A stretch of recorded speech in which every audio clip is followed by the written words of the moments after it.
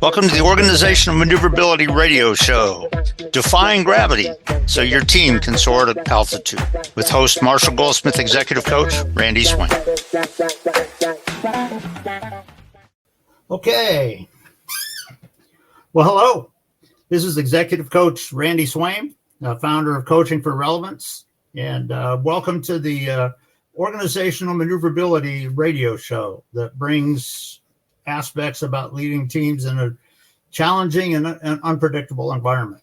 And I will say this, that I'm very honored today to have my friend and colleague Stephen Wood as a guest on the show. I know we are fellow colleagues and fellow neuroscience people, and I know he's going to be bringing some of that over a few of our episodes as we go forward. So very honored to have him here. And I know he's from Australia, so Steve, it's an honor to have you here, and I'd love to have you take just a few minutes and introduce yourself. Thank you very much, Mandy. And of course, the other thing we have in common is that we're both passionate about flying. So there you go. That is true. Yeah. And nothing is more unpredictable than flying. That's for sure. You really need to have your wits about you. Yep. So as you said, I'm in Sydney, Australia. I've spent most of my life in the TV game as the executive producer in mainly the sport area, and I got a lot of insights into sport and sporting people, and that's when my interest became triggered in neuroscience to really understand what pushed people to achieve outstanding results. But at the same time, I met people in the sporting area that didn't have as much success, and I was interested to know what was going on for them. And that's really what started my journey down this path. Wow, cool. And I tell you what, very often when you're talking about sports, not everything is always predictable. That's for sure. And so, yeah, it's unique for sure. Well, absolutely. And it doesn't matter what sport you're in, whether you're driving a racing car, whether you're running on a track field, whether you're out in the ocean competing, swimming or paddling. There's always things that are going to come up that you can't plan for. Yep, and that is true. And really, that's kind of the heart of our of my radio show here, and a lot of what I do, and a lot of what's related to my organizational maneuverability concept. Because not everything, and as you said correctly, even in flying, not everything is predictable. Not everything always fits just a rote academic aspect of it. And so when you're talking about leading teams or flying an airplane or being in athletics, guess what? You got to be aware of some things that I know you're going to bring today. Some very key things that leaders have to be aware of. Yeah, and I know, Randy, one of the things that you're sort of passionate about is that you can learn certain skills, and you can take those skills to the workplace, to the sporting field, to any endeavor, to the aeroplane. But there's going to be times when things don't match with that skill, that they're outside that frame. And that's the time that you've got to make a choice about how you find a solution. And it's interesting with what you said too, because it's making the right decision for that situation. I can't tell you how many times I've heard pilot instructors along the journey say, well, it should have been like this. Well, it wasn't. Yeah. It wasn't. Are you aware of that and all that? And I know a lot of this is aligned with kind of what you're going to bring today. Yeah.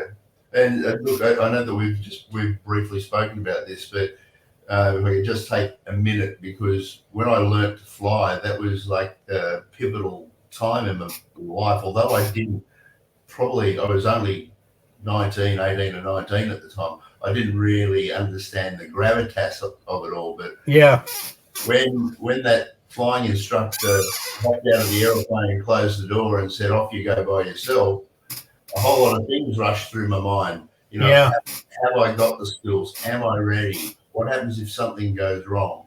Yeah.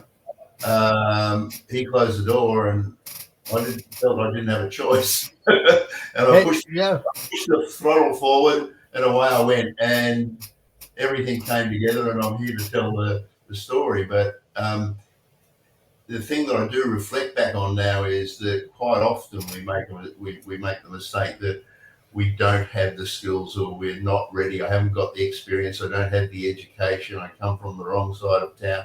We make all these excuses about not being able to move forward. But the reality is that when we put ourselves in that seat and we've got to do it, we find this intelligence, if you want to call it, and solutions from that we need. You know what? And you're absolutely right. And aviation is one aspect of that. One of the things that I tell people is, to what extent have you really developed that student?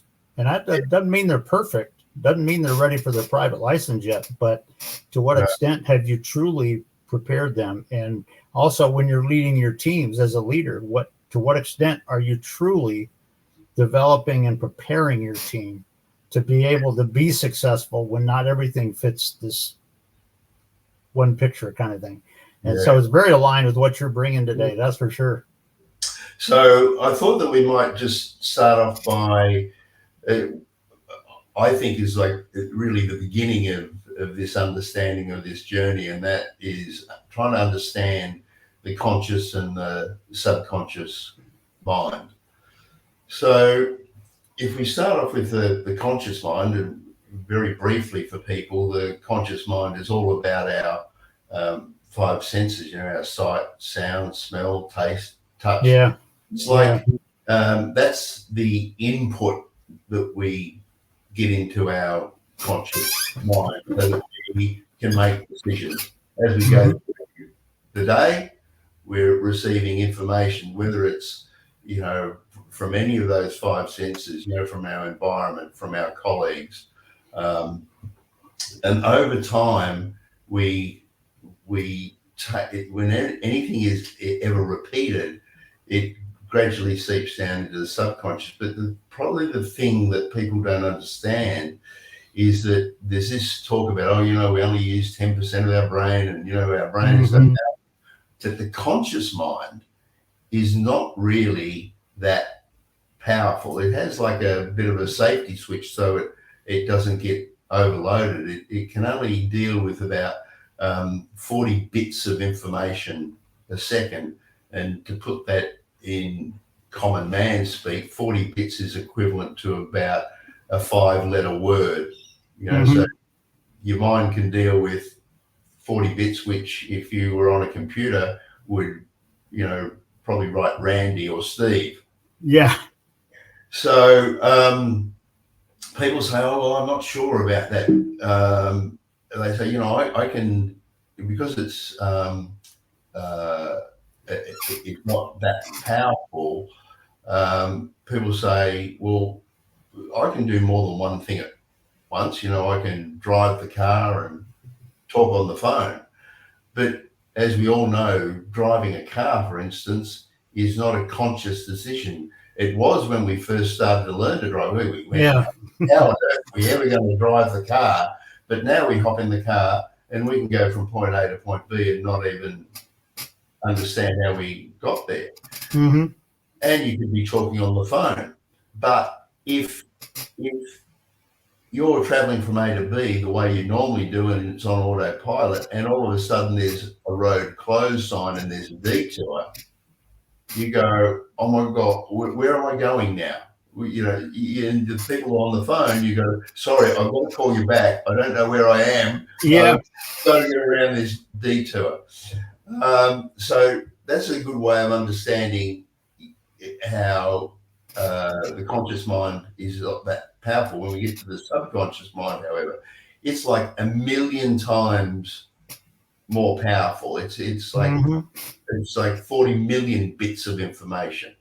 So how do we understand that? Well, when you're asleep at night, it's your subconscious mind that's keeping your heart pumping and keeping you breathing as you go through the day. Everything's working without you having to think about it. But it's also the hard drive. It's like an archive of everything that you've ever known or learned.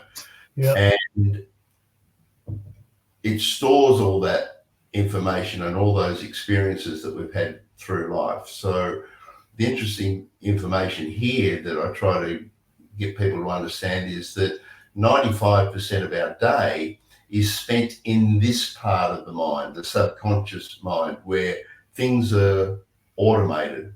Mm-hmm. And people go, well, I don't know where you got your information from, but I don't think that applies to me.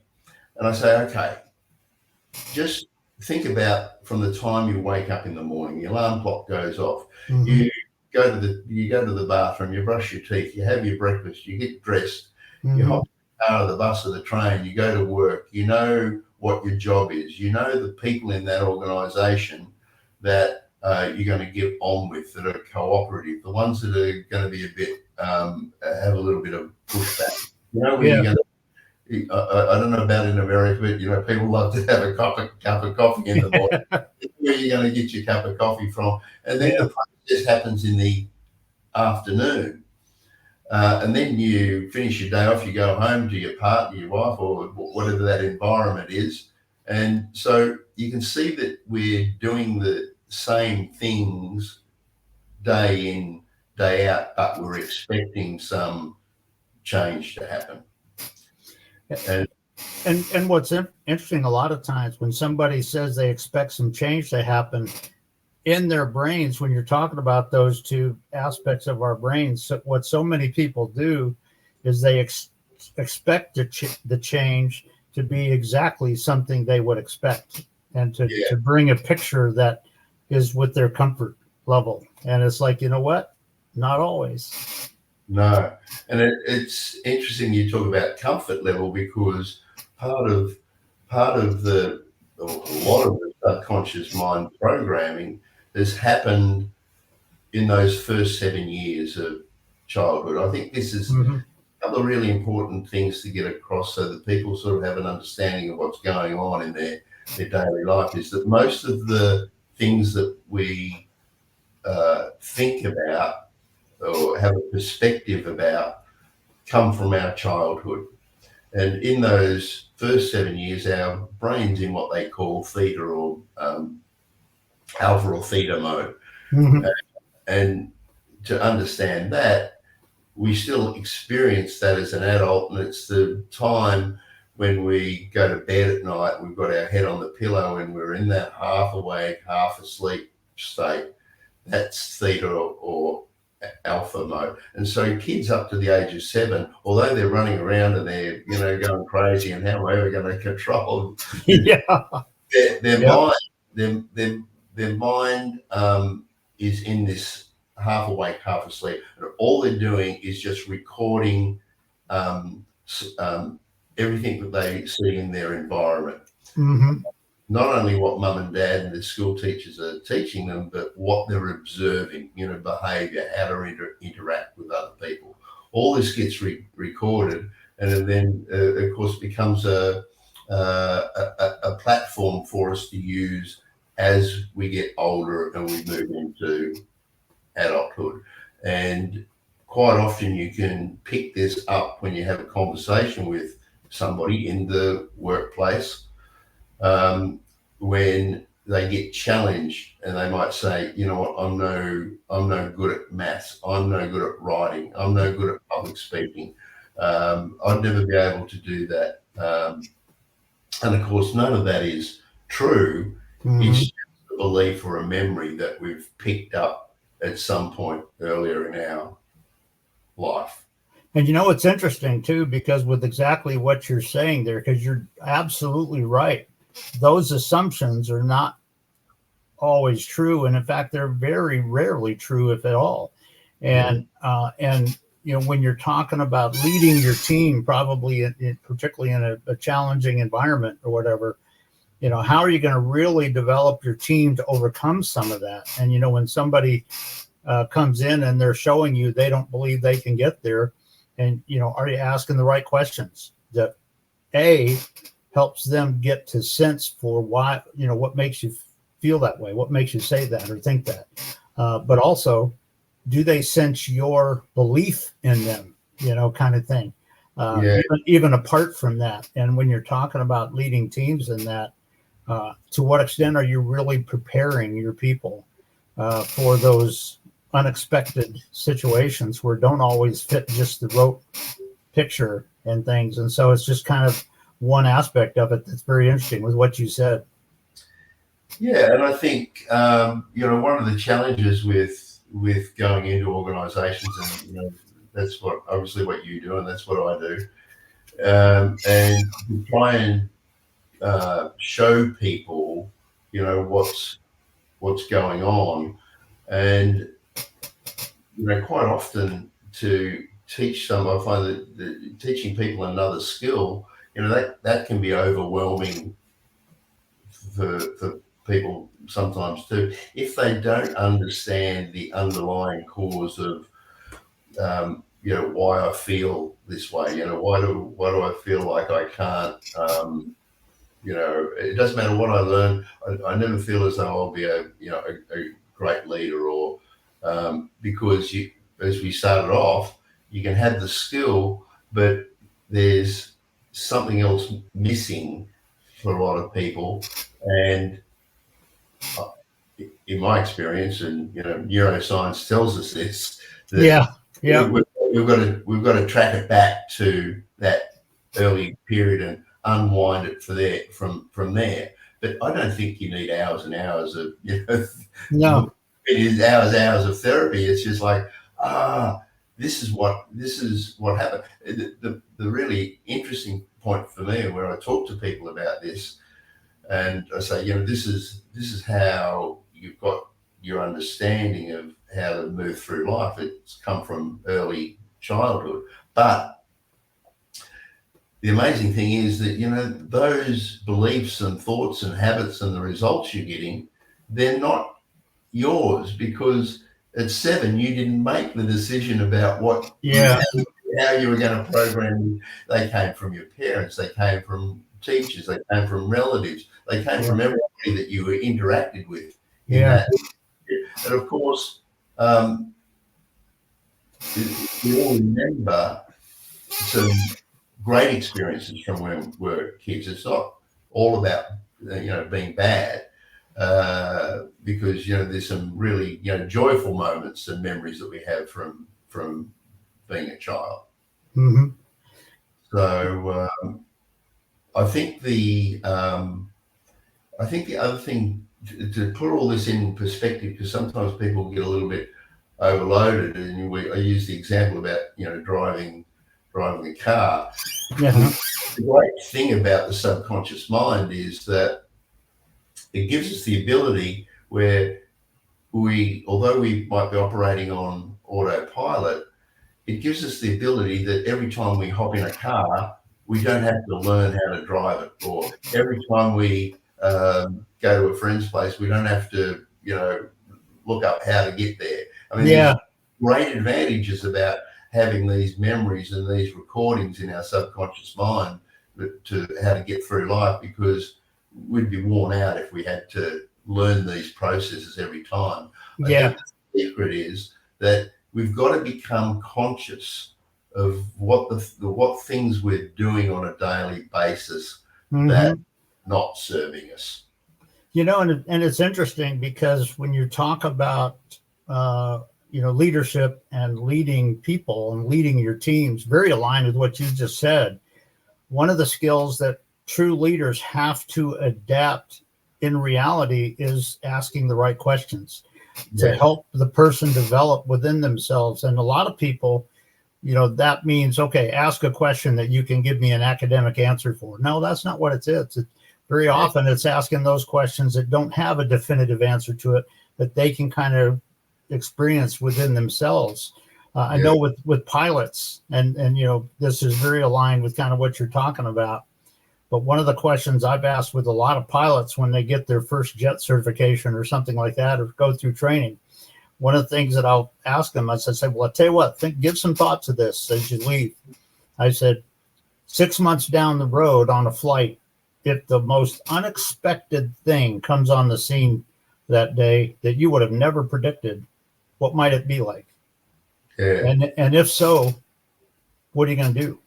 Kind of thing. And it just sort of gets them sort of thinking a little bit about that, where it's not just in that rote stuff that you're talking about, but when you're talking about developing your people, your team, whatever, that's a key aspect of learning to ask those right questions that really make your people develop and really explore into that and start to feel kind of who they really are and what they would really do and why. And it's kind of aligned with that neuroscience aspect of it for sure. Yeah.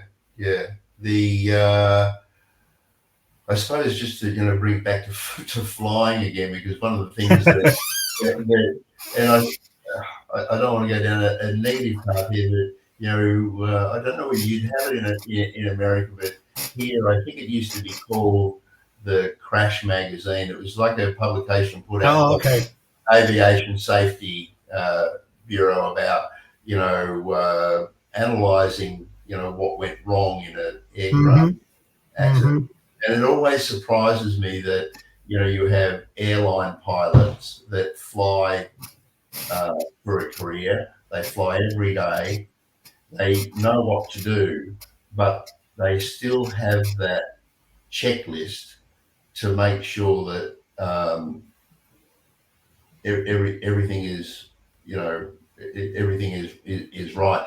Otherwise, probably if they relied on their memory, there might be a chance they might skip over something. You'd be able to add something to that, but I think that's relevant in just double checking that they could memorize the checklist, but what happens if something isn't quite right? Yep. And what are you going to do about it? And is that really the right thing to do? And what defines that? Whether you're leading a team in a particular environment, or whether you're leading a flight crew as a pilot or whatever, all of that brings, because some of the stuff you're talking to the surface. And are you really using that correctly? Are you using that to really bring radical results of safety and success to your team or your flight crew or whatever, and the passengers? Or are you missing something? And that's a key part of this. No two ways about it. And that's true of leading any team anywhere. I think once again we keep on bringing it back to flying, but that's okay. It happens in organisations as well, and it does. Another part, another sort of window into the subconscious mind is that once we've got all these programs running, they also give us a perspective around what we're seeing in our environment. So quite often, you've got a senior captain, and you've got co-pilot, but it happens in an organisation, a manager, an employee, or a senior executive and a department manager, and they have a perspective about what that person is. Are they going to get on with them? Do they like them? Are they going to cooperate? And I think you'll understand this, is that a lot of aircraft accidents have happened because someone in the cockpit has thought that the captain was in charge, or they couldn't speak to the captain because they were too domineering, or that had a bad experience with them before and been shut down. And so that's when people go on this autopilot of this person is this way, and that's that it's black and white. And of course, that's not the case. And it's interesting too with what you're saying too, even on organizational teams, because if you're coming across as sort of a high power distant culture in what you're doing and how you're interacting with your people, are there times when you got to make the call? Yep. But you know what? There's other times where you want to maybe ask the right question or something that your people all of a sudden reach dramatic results. And I remember I was a site manager at Griffiths Air Force Base for Flight International. Oh, this was quite a few years ago. I'm talking probably 35 years ago. But I was standing there one time and I could hear, because we would just finished up a team meeting. So there were 13 of us, pilots, mechanics, and electronic warfare expert and all that kind of stuff, and me. And I could tell that their conversation, as they were just chatting, was going to a good place. Yeah. And one of the guys was going to sit down at the desk and make a few notes and stuff. And he did. But as he got halfway down, he froze because he knew the boss was in the room. And he just looked up like this. And literally all I did was I winked and I nodded to him. And he smiled and sat down and made some notes and stuff like that. But it's just, to what extent are you really developing your people so that your team gets dramatic results in ways that, and yes, it's partly in your development of them and you're leading them truthfully. But a lot of that, like you said, a lot of aspects get in the way in aircraft accidents, and it's unfortunate, that's for sure. Yeah. And so just sort of continuing on that theme, you can understand that if you've got, in any organization, if you've got 50, 100, 150 people that have all had different upbringings, different experiences as children. And they all have, for sure. In one sense. So they've all got different perspectives. And as a manager, your job is to try and bring all these people together so they've got a common focus. Synergy, But it can be challenging sometimes because people, are so entrenched in what they believe is right and wrong, or and of course it's not. It's real to them, but it's if they could just understand that it's their perspective that they've had really programmed into them, and that if they could just stop and just open up, take the helicopter view, if you want another. There you go. Just take the helicopter view and go, what questions do I need to ask, or how can I grow, or is this attitude or perspective that I've got keeping me stuck? Where is it that I really want to go? And that's right. How can I facilitate that? And that's where, as leaders, you got to lead and model that in your team, but it's something you also got to bring to yourself in your awareness of it. And in my leadership, to what way am I getting that stuck, or am I really growing? Am I really making something on this? And all of that is sort of part of that. That's for sure. Yeah. So. Well, I'll tell you what, it's a good point. I know we're getting close to the end here of our time, Steve, and a great point. I know we're going to be on for maybe another 4 sessions and stuff. I'm honored to have you here. But I will say that we'll look forward to that. I'll welcome you to be on. And but let me just say this: with we got about a minute and a half left and stuff. So anything you'd like to just share as you close out, and we'll look forward to seeing you on the next one too. Very good points that you brought out today. Look, if there's one thing that I'd probably leave everyone with is that I could go down. I don't want to go down a longer path here, but when we take a bigger view of what's happening in the world at the moment, we've got a lot of stuff going on. There's a lot of people struggling, and people want to sort of continue to make a step forward. And my advice is that, you just got to take some time out of your day and just think about what is it that's serving you? What is it that, where is that stuckness coming from? And how can you change your perspective or the way you think about things that, can, free you up? Steve, that's a great point, a great conclusion point, and it's something that all of us need to be thinking about with ourselves and with the people around us. No two ways about it. So you have my compliments on that. Well, listen, I know it's going to be great to see you next on the next episode, Steve. It's an honor to have you here. I really appreciate our colleague relationship and our new friend relationship too. But we'll look forward to having you on the next episode. And for all those listening, again, just honored to be with the Organizational Maneuverability Radio Show and bringing insights that can help other people improve as we go forward and reach their radical results. So I know what it's like to live your dream. I think Steve probably does too. But we want to help other people do the same thing in their mind. So honored to have Steve on. We'll look forward to the next show. And thank you all for listening.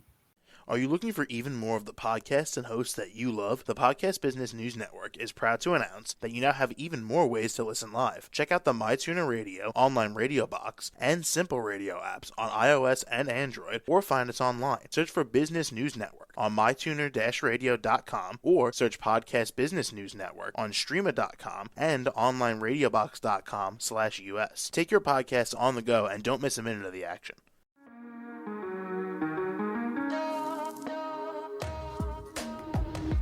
Broadcasting from the business capital of the world, this is the Podcast Business News Network. For nearly 2,000 severely injured veterans, everyday life has become filled with barriers.